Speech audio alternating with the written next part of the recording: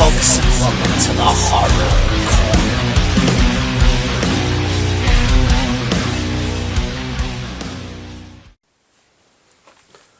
Oh, I'm much too shy for the sexy stuff. I mean, to do it with someone who's awake. Good evening, folks, and welcome to the Horror Corner. I'm your host, Sean Patrick Gersh, and this week we're doing another movie review. This is Martin, written and directed by the late great George A. Romero, starring John Amplas, Lincoln Maazel, Christine Forrest, and Tom Savini. Well, even George Romero himself has a cameo in the film as a priest. So yes, Martin, released in 1977, is definitely one of George Romero's lesser-known films. You don't hear a lot of people talk about it. But that's one of the great things. It's kind of a hidden gem. It's definitely a unique and interesting film. It's definitely George Romero's most artistic, I would say. It's a very unique take on the vampire genre. So we meet this young man, played by John Amplas in the film, named Martin. And Martin believes himself to be a vampire. And that's because he was told all his life that he's a vampire. You know, they fed him all this nonsense, about vampirism. And the fact that he's Nosferatu. And we also meet his cousin, Tate, who's played by Lincoln Maazel in the film. So young Martin goes to stay with his cousin, Tate. And Tate, is all about him being a vampire, and he tells him all this stuff. Nosferatu, you are Nosferatu. And he's a very strict, hardcore Catholic. And, he says, you can live with me, but in the end I plan to destroy you, Don't kill anyone in this town, and if I find out about it, I will destroy you. But he lets him stay there, and with him and his daughter, played by Christine Forrest in the film, plays the role of Christina. And funny thing is, Christine Forrest ended up marrying George Romero, so they tied the knot after this film and they never looked back. And yes, Tom Savini has a small role in the film as Arthur, who is Christine's lover. And yes, the thing about Martin is he's batshit crazy. I mean, he's just off the rails.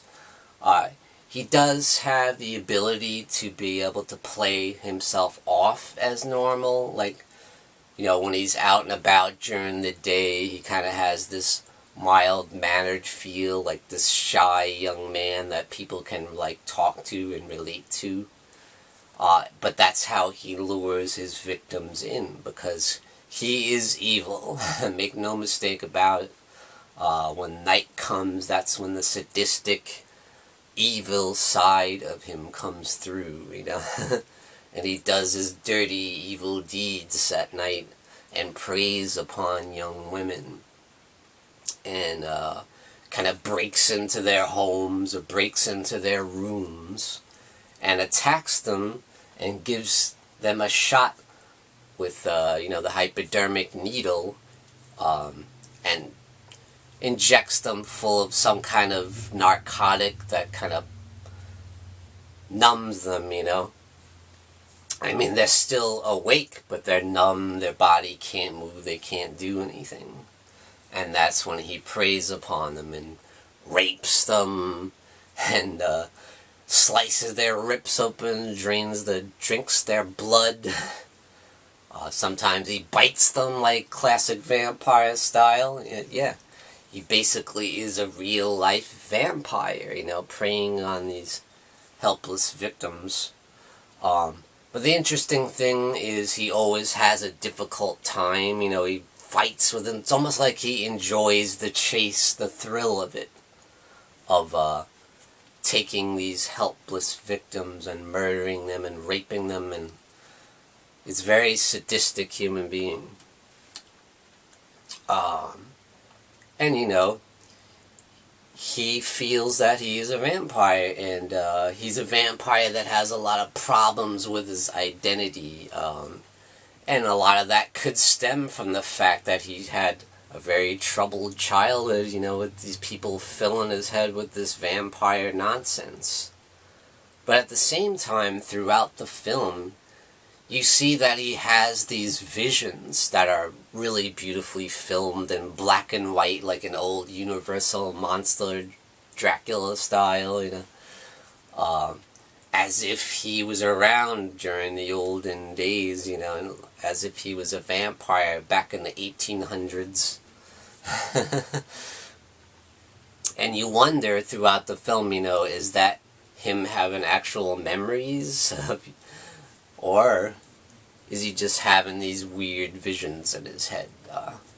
So that's a great thing about the movie. It keeps you guessing, is he really a vampire? I mean, is his family right? Is his cousin right? Or is he just some lunatic, who should be locked up in an asylum somewhere? And that's one thing that Christine, Tate's daughter, suggests to him, all this nonsense that my father is telling you, my grandfather is telling you, it's crazy, you need help.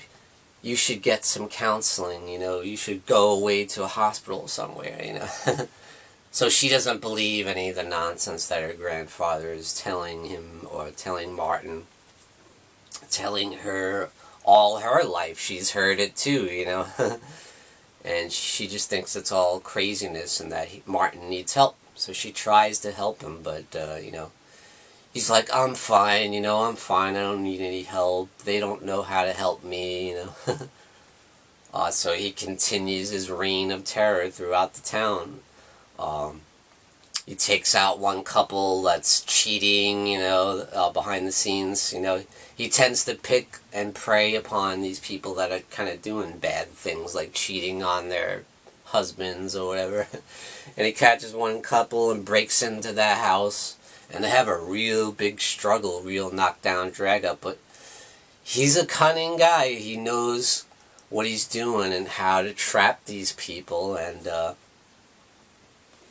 prey upon them, and he finds these two young lovers, and the woman is cheating on her husband, and he catches them doing their thing, and and he jumps and hits the guy with the needle, and he's like trying to run around trying to catch him, and then the woman's trying to run around and call the police or the hospital, but she can't call the 911 because then they'd find out that she's cheating, So that's one thing he uses against them, And so she doesn't know what to do. She's frantic trying to call the hospital or whatever, He can't, and it's just crazy. And he does corner her in the closet and injects her with the needle, and she starts to fade, and the drug takes its toll, and she just goes numb, and he takes advantage, rapes her, kills her,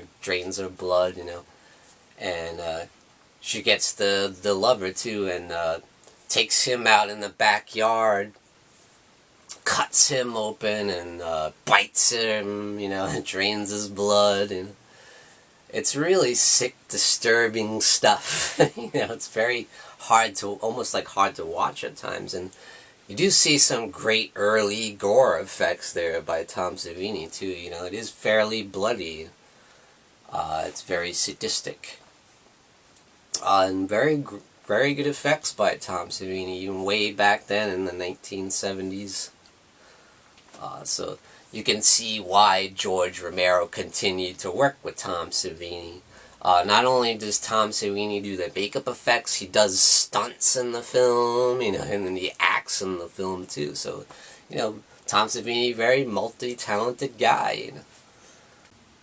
And one of the things about Martin is he talks to this DJ at the local radio station, and he tells all his troubles and his problems to him over the airwaves, and people refer to him as the Count.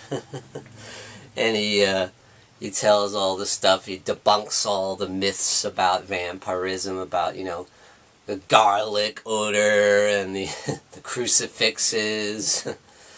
And he does the same thing with Tate, because Tate flashes the crucifix at him and he just like takes it out of his hand, you know, it has no effect on him. And the garlic has no effect on him. He like takes a bite out of it, you know. He debunks a lot of the myths of vampirism. He even goes so far as one night when Tate is, you know, taking a walk home through a dark alley and the fog is in the air, beautifully shot.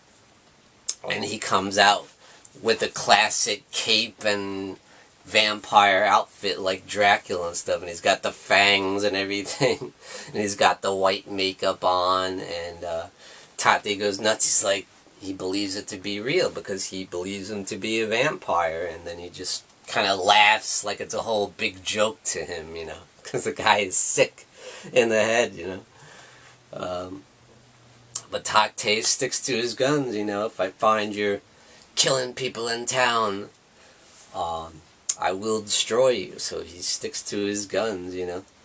And Martin ends up meeting this woman that he almost like wants to have a relationship, because somewhere in his warped, twisted mind he thinks he might be capable of having a real relationship with a woman and not have to, you know, sedate them with drugs and rape them, you know, like he could actually have a sexual relationship with a woman while they're awake.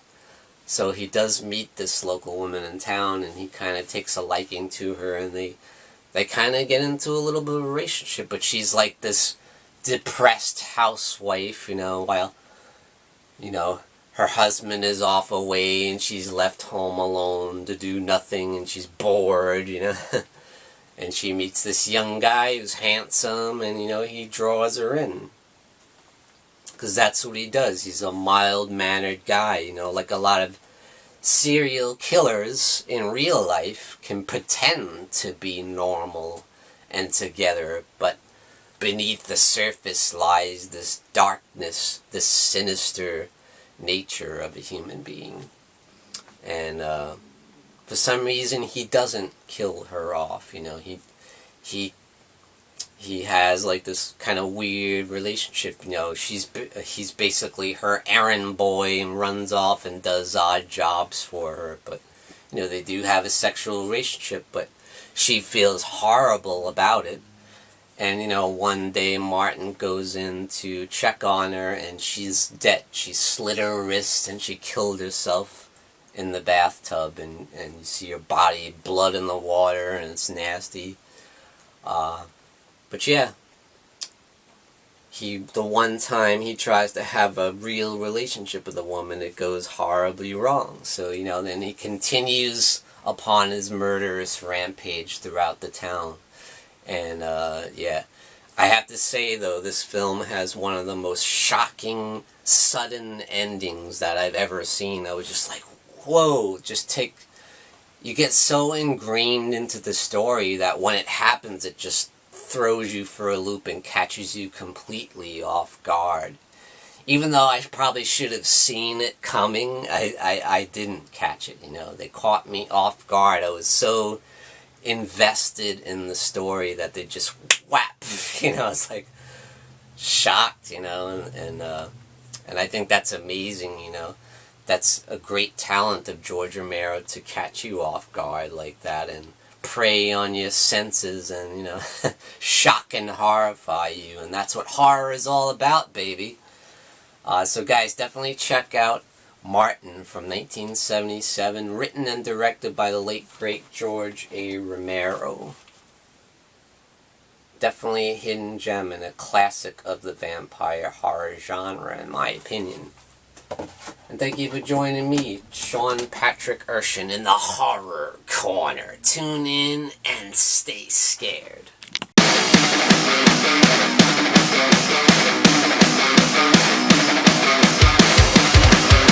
Good evening, folks, and we got some brand new merchandise for you over at www.thehorrorkona.com, and that's CONA.com.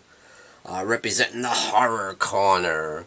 Great new design. We got the Morbid Hour live stream there, you got the Horror Hangout live stream there, and you got my nemesis, the Dark Fate.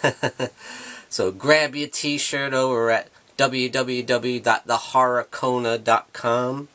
And we also got this beautiful new mug. Look at that. Very, very cool. Thought that came out really nice. So grab your merchandise today over at www.thehorrorkona.com. Folks, don't forget to grab your Sean Patrick Urshan gear and represent the Horror Corner. Also check out these awesome mugs we have. Perfect for your coffee. And definitely check out the Horror Hangout live stream t-shirt and represent the legacy of the Horror Hangout. Check out the link in the description below this video.